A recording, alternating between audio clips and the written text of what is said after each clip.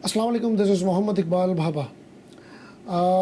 CFAP 3 BMS का paper current education scheme के अंदर चेंज होके स्ट्रेटजी एंड परफॉर्मेंस मेजरमेंट के अंदर नई एजुकेशन स्कीम के अंदर कन्वर्ट होने जा रहा है।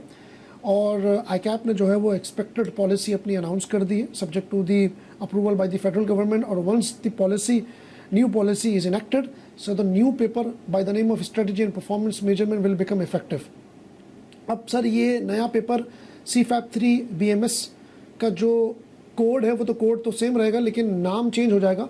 बिजनेस मैनेजमेंट स्ट्रेटजीज से स्ट्रेटजी एंड परफॉर्मेंस मेजरमेंट, उसकी थोड़ी सी एनालिसिस करने के लिए मैं ये वीडियो बना रहा हूँ। ये नया पेपर क्या है, कितना मुश्किल है, क्या सिलेबस में चेंजेस, और क्या ICAP नई चीज़ एक्सपेक्ट कर रहा है। तो कुछ इम्प्लिसिट नॉलेज उस एक्सपोजर ड्राफ्ट से लेने की कोशिश करके आप तक पहुँचाने की कोशिश कर रहा हूँ, उसको समझिएगा और अपनी प्लानिंग अकॉर्डिंगली करिएगा।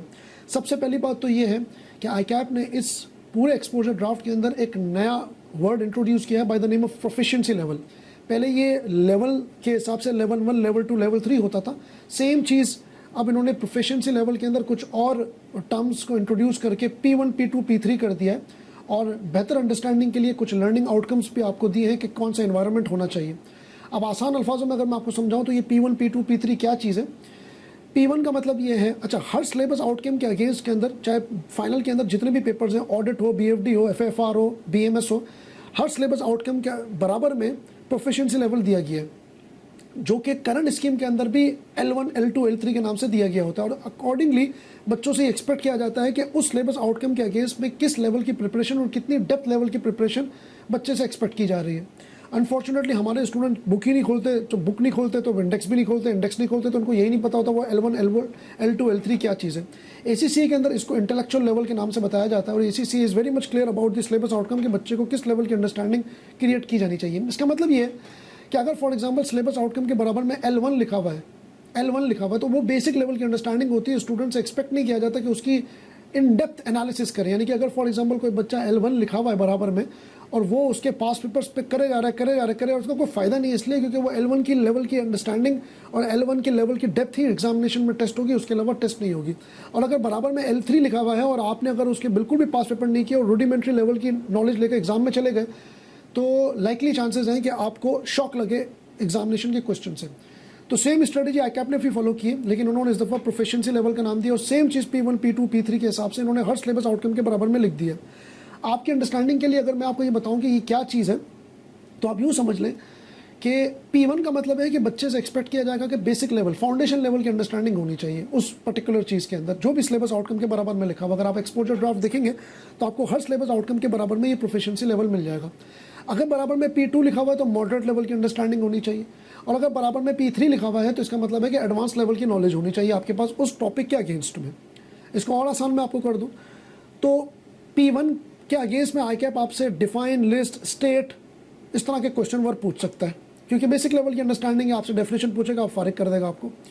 P2 के अंदर अगर P2 लिखा हुआ है तो ICAP आपसे एक्सप्लेन, डिस्कस ब्रीफली और ब्रीफली एक्सप्लेन, इस तरह के क्वेश्चन वर्क पूछ सकता है। परफॉर्म, इस तरह के क्वेश्चन वर्क आपसे पूछ सकता है। P3 के अंदर एग्जामिनर आपसे जो क्वेश्चन वर्क पूछेगा वो इवेल्युएट, क्रिटिकली इवेल्युएट, इस तरह के क्वेश्चन वर्क आपसे पूछ सकता है। यानी कि इवेल्युएट और critically evaluate is a high level question work. और इसका मतलब ये है कि ICAP आपसे चाह रहा है कि इन डेप्थ एनालिसिस होनी चाहिए, क्योंकि इवेल्युएट जब क्वेश्चन वर्क आ जाता है इसका मतलब है ICAP आपसे एक्सपेक्ट कर रहा है कि उस पर्टिकुलर सिनेरियो के अगेंस्ट में आप प्रॉस भी बताओ, कौन सी बताओ और अपना कंक्लूजन भी दो। और क्रिटिकली इवेल्युएट का मतलब ये हो गया कि आपने सिर्फ नेगेटिव बातें करनी है, आपने पॉजिटिव बातें नहीं करनी और अपना कंक्लूजन भी ड्रॉ करना है। ये हाई लेवल क्वेश्चन वर्ब होते हैं और ये इंटेलेक्चुअल लेवल नंबर 3 पे ही आते हैं, जिसको ICAP ने P3 का है कि प्रोफिशिएंसी लेवल 3 पे आपको ये जो है वो, अगर फॉर एग्जांपल अगर किसी सिलेबस आउटकम के अगेंस्ट में P3 लिखा हुआ है तो इसका मतलब ये कि आप उसमें रूडिमेंट्री लेवल की नॉलेज हासिल करके आगे नहीं बढ़ सकते। तो पहली बात तो ये कि P1, P2, P3 दिया हुआ है। एक्सपोजर ड्राफ्ट अगर आप और एनालाइज करेंगे तो उसके अंदर आपको वर्क एनवायरनमेंट भी बताया जाएगा कि वर्क एनवायरनमेंट किस तरह का ICAP प्रोफिशिएंसी लेवल पे एक्सपेक्ट कर रहा है। तो थोड़ा सा वीडियो बड़ा हो जाएगा तो मैं उस पर नहीं जा रहा हूँ, लेकिन प्रोफिशिएंसी लेवल आपको ICAP ने बड़े क्लियर कर दिए और आपको हर स्टूडेंट को किसी भी लेवल का पेपर तैयार कर रहा हो तो उसके बराबर में ये प्रोफिशिएंसी लेवल देखकर अपने आप को प्रिपेयर करें। थोड़ा सा सरप्राइज भी एक्सपेक्ट हो सकता है, ऐसा पॉसिबल है कि अगर ICAP ने आपको P1 की बात करें तो वो P2 पे भी जा सकता है कि भाई P2 के लेवल की भी बात करें, लेकिन ऐसा लगता है कि अब एजुकेशन स्कीम 2013 से जब 2021 पे आ गई, तो आईकैप भी अपने टेस्टिंग के ऊपर बहुत ही ज़्यादा रिलीजियस वे के अंदर जो उसने लिख दिया, जो लिटरेचर के अंदर जो लिख दिया, उसी लेवल पर टेस्टिंग करेगा, उससे ज़्यादा वो डिविएट नहीं करेगा, ऐसा लगता है। दूसरी चीज़ जो आईकैप ने इंट्रोड्यूस करी है, वो टेस्टिंग लेवल इंट्रोड्यूस कर दिए हैं हर पेपर में, T1, T2, T3। अब T1 का मतलब ये है, अब आप दोबारा एक्सपोजर ड्राफ्ट देखेंगे तो आपको बराबर में प्रोफिशिएंसी लेवल भी नजर आएगा और टेस्टिंग लेवल भी नजर आएगा। अब T1 का मतलब ये है कि आईकैप आपसे ये बोल रहा है कि भाई मैं मैक्सिमम इस सिलेबस आउटकम के अगेंस्ट में 8 मार्क आपको दे सकता हूँ, इससे ज़्यादा नहीं बढ़ूंगा। अब ये देखिए, ये क्लेम इटसेल्फ बहुत बड़ा है। इसका मतलब ये है कि आईकैप अगर ये बात कर रहा है कि मैं मैक्सिमम T1 के अगेंस्ट में 8 मार्क दूंगा, तो वो 10 मार्क नहीं देगा। होना तो यही चाहिए और होगा भी यही। अगर उसने T2 कह दिया, उसका मतलब है 20 मार्क एक्सपेक्ट करूंगा, मैक्सिमम 20 मार्क सवाल आप एक्सपेक्ट करिएगा। और T3 का मतलब कि 25 मार्क के सवाल आप एक्सपेक्ट करिएगा। अब आप ये देखें कि फॉर एग्जांपल देखें, अगर कोई रूडिमेंट्री लेवल की नॉलेज है ना और P1 है और बराबर में T1 लिखा हुआ है, तो जाहिर सी बात है कि यार उसमें रूडिमेंट्री लेवल की नॉलेज ही होगी कि भाई मैक्सिमम सवाल इस पे ये एक्सपेक्ट किया जाएगा। T2 का मतलब ये है कि वो एक्सप्लेन और ब्रीफली एक्सप्लेन में चला गया, तो 20 मार्क का सवाल एक्सपेक्ट होगा। और T3 का मतलब ये है कि 25 मार्क का सवाल एक्सपेक्ट कर सकते हैं। अब आप सोचें, इसका एक और मतलब भी, अगर एक और एनालिसिस भी हम करना चाहें, इम्प्लिसिट तरीके से एनालिसिस करना चाहें, इसका मतलब ये है कि अगर आईकैप ने इस लिटरेचर को बहुत रिलीजियसली फॉलो किया, इस लिटरेचर को रिलीजियसली फॉलो किया, तो T2 का मतलब ये है कि भाईजान 20 मार्क का मैक्सिमम सवाल दे सकता है। इसका मतलब ये है कि 5 सवाल देखकर पेपर फारिग कर सकता है आईकैप। 2020 के 5 सवाल देगा, पेपर फारिग। और अगर T3 को उसने फॉलो कर लिया, और यानी कि T3 के लेवल पे देखा जाए, और मैक्सिमम 25 मार्क का सवाल वो पूछ सकता है, अगर आपको वो कह रहा है और रिलीजियसली फॉलो कर लिया इस लिटरेचर को, तो 4 सवाल देगा पेपर फारिग। 25-25 के 4 सवाल देखकर पेपर फारिग कर देगा। वो कर सकता है अगर अगर अगर अगर वो करना चाहे। और अगर वो मिक्सचर चलाना चाहेगा, T1, T2, T3 का मिक्सचर चलाना चाहेगा, तो फिर नंबर ऑफ क्वेश्चन 4 और 5 से आगे निकल सकते हैं, 6 भी हो सकते हैं, 7 भी हो सकते हैं। करंट पेपर अगर आप देखें तो आईकैप 8 सवाल भी पूछता है, 9 भी पूछता है, AB करके, और इससे भी ज़्यादा आगे किया है। तो कहने का मेरा मतलब ये है कि अगर रिलीजियसली उसने T3 को फॉलो करना शुरू कर दिया, T3 को, तो 4 सवाल देखकर पेपर फारिग कर सकता है। और T2 को फॉलो करना शुरू कर दिया तो 5 सवाल पे पेपर फारिग कर सकता है। और अगर कॉम्बिनेशन पे जाएगा तो 5 और 4 से कहानी आगे चली जाएगी। ये थोड़ी सी एनालिसिस हमें देखनी चाहिए। अब सवाल ये है कि आप ज़रा सोचें कि T3 के लेवल पर और P3 के लेवल पर कभी भी आईकैप डेफिनेशन और रट्टाफिकेशन के ऊपर नहीं जाएगा। ये जो लोग कहते हैं ना BMS का पेपर सेल्फ लर्निंग पे चला जाएगा, देखिए 20 मार्क का सवाल हो या 25 मार्क का हो, 20 मार्क का अगर सवाल पूछ लिया उसने या 25 मार्क का पूछ लिया, तो वो सिनेरियो से खाली नहीं होगा, उसमें लास्ट भी सिनेरियो होगा। तो ये बात तो दिमाग में रखिएगा। अच्छा, ये T2 का मतलब जो 20 मार्क है और T3 का मतलब 25 मार्क है, इसका मतलब ये नहीं कि आईकैप जो है वो इस लेवल पे इससे कम का नहीं पूछेगा। ये मैक्सिमम मार्क है, मिनिमम मार्क्स नहीं है। मैक्सिमम मार्क का मतलब कि आईकैप के पास लिबर्टी है कि वो इस टॉपिक के ऊपर आपको आराम से 25 मार्क पे खींच सकता है। AB करके भी पूछ सकता है और एक सिनेरियो पे भी पूछ सकता है, ठीक है। वो छोड़ेगा नहीं आपको। हमने देखा है पास में 12 मार्क का भी सवाल आया, 15 पे भी आया, तो वो 25 मार्क पे भी खींच सकता है और किसी एक टॉपिक पे भी खींच सकता है। कहने का मतलब ये है कि सरप्राइजेस काफ़ी हैं अब अपकमिंग स्कीम के अंदर। तो प्रोफिशिएंसी लेवल और टेस्टिंग लेवल पे हम काफ़ी बात कर चुके हैं। एक मज़े की बात ये है कि इस दफ़ा आईकैप ने पेपर के साथ हर पेपर के अगेंस्ट में टीचिंग आवर्स भी एलोकेट कर दिया। यू नो कि CFAP 3 BMS का पेपर जो नई है स्कीम के अंदर, आईकैप ने कम से कम 155 मिनिमम और 180 घंटे मैक्सिमम टीचिंग आवर्स एलोकेट किए। यानी कि 180 घंटे जो है ना वो आपने इस पे पेपर पे लगाने, 180 घंटे। और अगर मैं आपको थोड़ी सी एनालिसिस और करूं तो 5 एरियाज़ के अंदर सिलेबस को जो है ना वो डिवाइड कर दिया। 180 का मतलब ये हो गया कि अगर मैं इसको 5 एरिया के अंदर करूं तो 35 से 36 घंटे पर एरिया पे आपने देने हैं, यानी कि टीचर्स दे गए आपको 180 घंटे अगर मैं मैक्सिमम लगाऊं। तो टीचिंग आवर्स की ज़्यादा देने से भी इस पेपर की इंपॉर्टेंस का पता चलता है और प्रोफिशिएंसी और टेस्टिंग लेवल की भी इस पेपर की इंपॉर्टेंस का पता चलता है। बल्कि आपको फाइनल लेवल पे किसी भी पेपर की इंपॉर्टेंस का अंदाज़ा लगाना हो ना, किसी भी BFD का, ऑडिट का, तो आप प्रोफिशिएंसी लेवल देखें, टेस्टिंग लेवल देखें और टीचिंग आवर्स देखें, आपको खुद ही अंदाज़ा हो जाएगा कि कौन सा पेपर कितनी अहमियत का हामिल है। अब मैं आता हूँ ज़रा इस पेपर के ऊपर। इस पेपर के अंदर जो करंट स्कीम है ना उसके अंदर 5 एरियाज़ थे, ठीक है। इस पेपर के अंदर जो करंट स्कीम है उसके अंदर 5 एरियाज़ थे। कौन कौन से 5 एरियाज़ थे? एक था formulation and the implementation of strategy, ठीक है।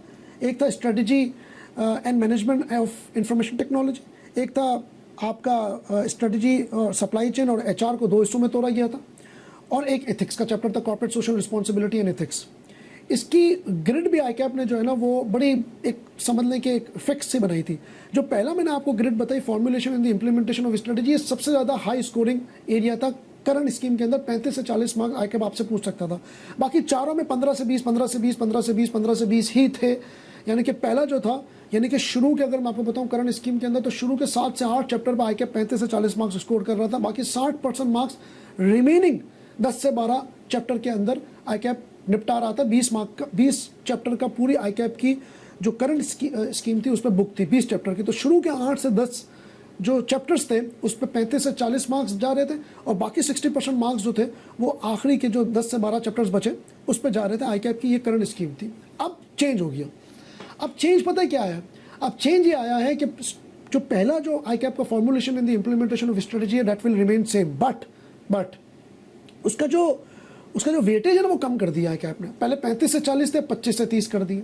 इसका मतलब स्ट्रेट मैक्सिमम को उठाऊं तो 10 मार्क गए, यानी कि 10 मार्क आईकैप ने कम कर दिए, मिनिमम से भी और मैक्सिमम से भी। यानी कि अब उसकी वेटेज इतनी रखी नहीं है, 10 मार्क कम कर दिए। अच्छा भाई, बहुत अच्छी बात हो गई। दूसरा, आईकैप ने strategy and management of information technology, जो पहले उसकी 15 से 20 मार्क की वेटेज थी उसको और कम करके 10 से 15 कर दी। उसको 10 से 15 कर दी। जो 15 से 20 थी तो 5 मार्क वहां से भी कम करा आईकैप ने।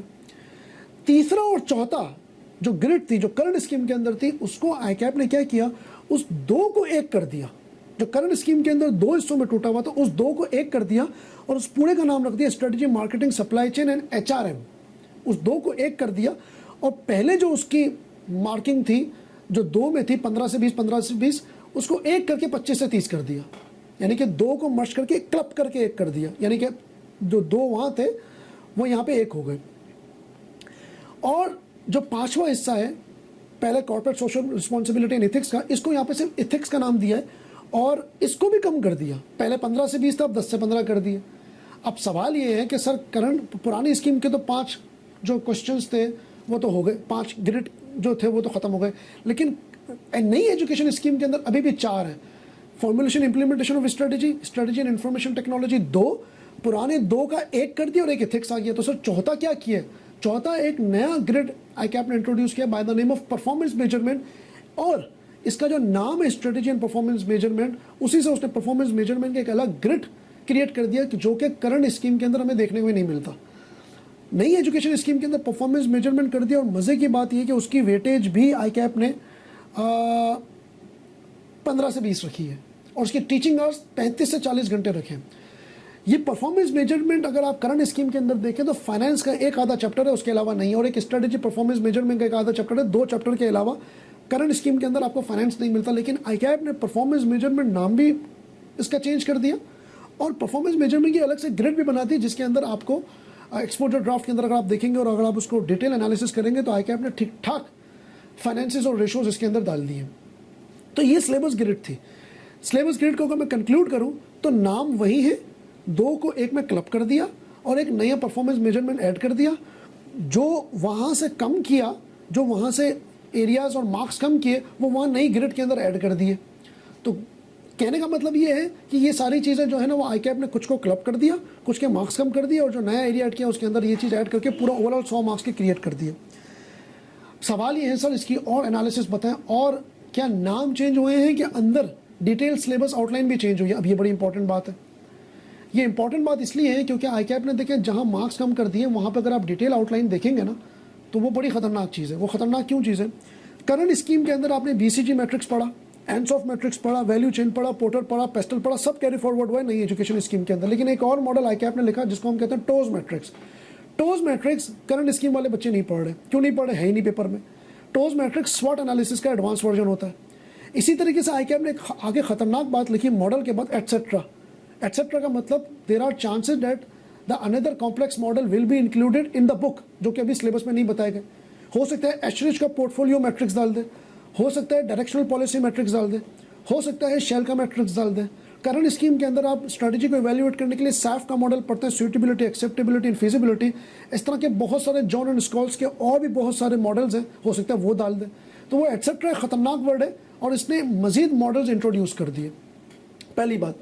दूसरी चीज़, वेंचर कैपिटलिस्ट और स्टार्टअप्स के ऊपर आपकी बुक के अंदर बहुत छोटा सा एक मटेरियल इंक्लूड है, इन्होंने अलग से ग्रिड कर दी वेंचर कैपिटलिस्ट एंड स्टार्टअप।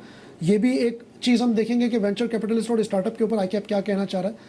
तो कहने का मेरा मतलब है कि मजीद मॉडल्स आपकी करंट स्कीम के अंदर आ सकते हैं, ऑल्दो मार्क्स कम हो गए लेकिन पेपर जो है वो कॉम्प्लेक्स बन सकता है, पहली बात।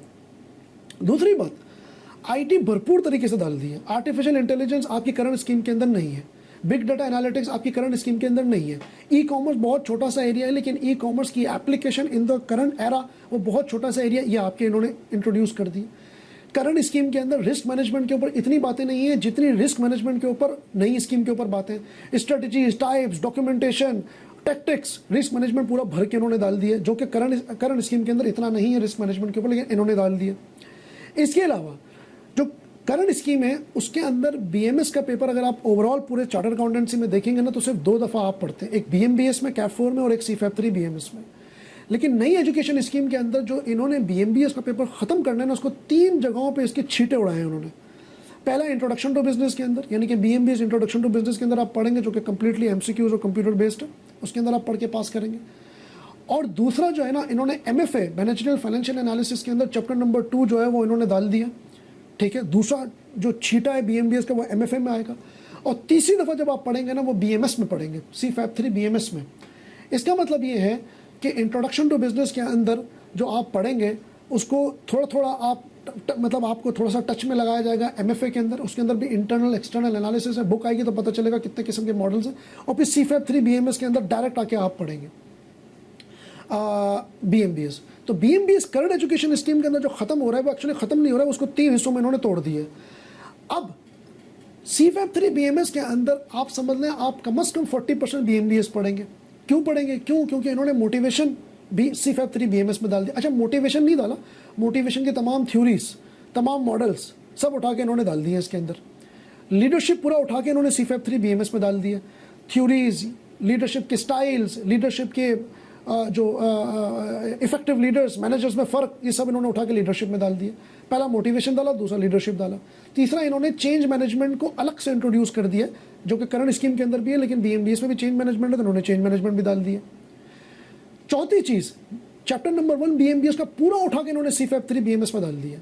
जो आपकी थ्योरीज है, मैनेजमेंट की जो थ्योरीज है पूरा उठा के डाल दिया। तो 3 चैप्टर BMBS के तो इन्होंने स्पेसिफिकली डाल दिए।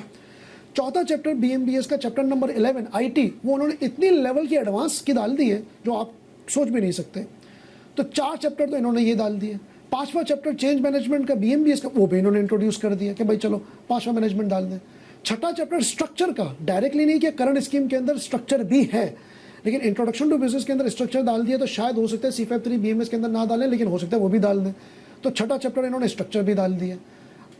कॉन्फ्लिक्ट नेगोशिएशन का चैप्टर करंट स्कीम के अंदर नहीं है, पॉसिबिलिटीज़ हैं कि करंट स्कीम के अंदर ये भी डाल दें। चैप्टर नंबर 2 तो ऑलरेडी जो है ना वो स्कीम के अंदर करंट स्कीम में भी और आने वाली स्कीम में भी है, चैप्टर नंबर 2। तो 6 चैप्टर वो 7-8 चैप्टर, यानी कि समझ लें पूरा BMBS ऑलमोस्ट इन्होंने CFAP 3 BMS के अंदर कवर अप कर लिया है। मजे की बात यह है कि जिस ग्रिड के अंदर इन्होंने कवर अप किया है उसकी वेटेज जो है ना वो 30 मार्क्स है, मैक्सिमम 30 मार्क्स। पहले जो उसकी वेटेज थी वो 20 मार्क की थी, अब जो वेटेज है वो 30 मार्क्स की, यानी कि मतलब समझ लें कि 30 मार्क के अंदर अगर मैं HR का भी एरिया निकाल दूँ और मैं आपसे कह रहा हूँ कि इन्होंने BMBS को कम से कम 60% BMBS भी डाल दिया तो 30 का कम से कम समझ लें 15 से 20 मार्क तो BMBS ही कवर कर रहा होगा जो कि इन्होंने कैरी फॉरवर्ड किया है इन्होंने। और किस लेवल की कर रहा होगा ये जब मॉडल पेपर आएगा तब मैं आपको बताऊंगा। दूसरी बात कि इन्होंने BMBS को डाला, IT को डाला, रिस्क को डाला और मॉडल्स को डाला। एक और चीज़ जो परफॉर्मेंस मेजरमेंट की है, इन्होंने एक वर्ड लिखा है रेशो एनालिसिस, जो कि करंट स्कीम के अंदर इनका इतना फोकस नहीं किया। परफॉर्मेंस मेजरमेंट यानी कि डाटा को आपने थ्योरी के ऊपर एनालाइज करके उसको इंटरप्रेट करके आगे बढ़ना, ये बहुत ही ख़तरनाक चीज़ है क्योंकि मैं खुद SBL को लीड करता हूँ। SBL को जब मैं लीड करता हूँ तो मुझे पता है कि बगैर कैलकुलेटर के बच्चा पेपर पास नहीं कर सकता और कोई भी सवाल सिनेरियो का आप बगैर कैलकुलेटर के नहीं कर सकते, गारंटी होती है। SBL के अंदर P3 के अंदर जो इसका पहले P3 का पेपर था उसके अंदर ये बात की गारंटी होती थी कि कोई बच्चा बगैर कैलकुलेटर के नहीं कर सकता। और मैं अपने स्टूडेंट को अक्सर CFAP 3 BMS में भी कहता था कि कैलकुलेटर लेकर जाएं और ऐसा हुआ कि BCG मैट्रिक्स उठकर आ गया कैलकुलेशन में। अब आपसे ये कहना चाह रहा है कि भाईजान ये जो परफॉर्मेंस मेजरमेंट है ना इसको हल्का नहीं लेना, इसलिए क्योंकि बगैर कैलकुलेटर के थ्योरी का पेपर पास नहीं हो सकता, पहली बात। और MFA जो मैनेजरियल फाइनेंशियल एनालिसिस है ना वो भी बगैर कैलकुलेटर के पास नहीं हो सकता, उसके अंदर भी थ्योरी मिक्स है। इंशाल्लाह उस पेपर को भी लीड करेंगे। कहने का मेरा मतलब आपको सिर्फ ये है कि being a financial teacher and being a theoretical BMS teacher, I would like to make sure that without calculator this paper can not be possibly be passed, paper pass हो ही नहीं सकता। अब आपको फाइनेंशियल एनालिसिस करनी है, big data analysis करनी है एक सिनेरियो के ऊपर। अब इस पूरे ग्रिड के अंदर जो चीज़ मिसिंग है, जो चीज़ मॉडल पेपर आपको बताएगा, जो इनका पायलट पेपर बताएगा, जो सैम्पल पेपर आएगा वो बताएगा, वो ये बताएगा कि बाईचांस सिनेरियो कितना बड़ा हो सकता है। देखिए अगर आप SBL की बात करें ना, तो scenario can be as long as 18 page of case study, 18 page की केस स्टडी है, और एक ही कंपनी को वो फॉलो, यानी एक ही सेक्टर को फॉलो करते हैं। मतलब फॉर एग्जांपल अगर फार्मास्यूटिकल सेक्टर को उसने छेड़ दिया ना, तो आखिरी तक फार्मास्यूटिकल सेक्टर ही रहेगा। अगर उसने फूड सेक्टर को छोड़ दिया तो आखिरी में फूड सेक्टर रहेगा। इन्होंने रेलवे सेक्टर को छेड़ दिया तो आखिरी तक रेलवे सेक्टर रहेगा। ठीक है, ACC is very much clear about its own objective. अब मॉडल पेपर आएगा तो पता चलेगा कि केस स्टडी कितनी बड़ी है। अगर इन्होंने केस स्टडी का वर्ड यूज कर लिया, इसका मतलब है कि उस्ताद एक पेज से ज़्यादा की कहानी जा रही। अगर इन्होंने T3 के लेवल पे भी टेस्टिंग कर दी और 25 मार्क का भी सवाल दे दिया, तो मैं नहीं समझता हूँ कि 25 मार्क का सवाल जो है वो आधे पेज में ये लोग खत्म कर देंगे। ठीक ठाक किस्म का आपको बड़ा सिनेरियो देंगे, और जितना बड़ा सिनेरियो देंगे उतना पेपर पास करना आपके लिए आसान होगा, because there is a lot of information given in the question, तो आपके लिए पेपर पास करना आसान हो जाएगा। तो व्हाट आई मीन टू से ऑल अबाउट दिस इज कि अभी ये केस स्टडी पे जाते हैं, करण तो ये सिनेरियो पे जा रहा है। और अगर आप BMS के पेपर को देखें पिछले 2-3 अटेम्प्ट से, तो उनकी लेंथ ऑफ द क्वेश्चन बढ़ती जा रही है और फाइनेंशियल एनालिसिस भी आ रही है। अगर आप लास्ट 3 पेपर भी उठा के देख लें, 3 अटेम्प्ट 4 अटेम्प्ट के पेपर उठा के भी देख लें, अब करंट पेपर के अंदर फाइनेंशियल एनालिसिस आएगी, ये बात तो कंफर्म है, लेकिन किस लेवल की आएगी और कितनी लेंथ ऑफ द सिनेरियो होगा ये अभी तक हिडन है। ये जब तक पायलट पेपर नहीं आएगा तब तक मैं आपको कुछ कह नहीं सकता हूँ। एक और चीज़ भी इसके अंदर मिसिंग है जो कि नहीं पता कि किस लेवल की होगी, जिसका हिंट ICAP ने इस एक्सपोजर ड्राफ्ट के अंदर की एग्जामिनेबल प्रोफेशनल एरियाज के अंदर दे दिया। उसने कहा बच्चे से मैं क्या एक्सपेक्टेशन करता हूँ, जो कि ACCA के अंदर 5 प्रोफेशनल जो मार्क्स हैं उसके अंदर कवर होता है। उसके अंदर एक कम्युनिकेशन भी है, एनालिसिस भी है, वैल्यूएशन भी है, उसके अंदर वो चीज़ कवर होती है। लेकिन ICAP ने उसको 3 एग्जामिनेबल प्रोफेशनल एरियाज के अंदर बता दिया कि भाईजान मुझे बच्चे से क्या क्या एक्सपेक्टेशन है, अगर ये करोगे तो ठीक है, अदरवाइज पेपर जो है दोबारा देने के लिए आना। अब वो 3 की प्रोफेशनल एग्जाम एरियाज भी बड़े इंपॉर्टेंट है। वो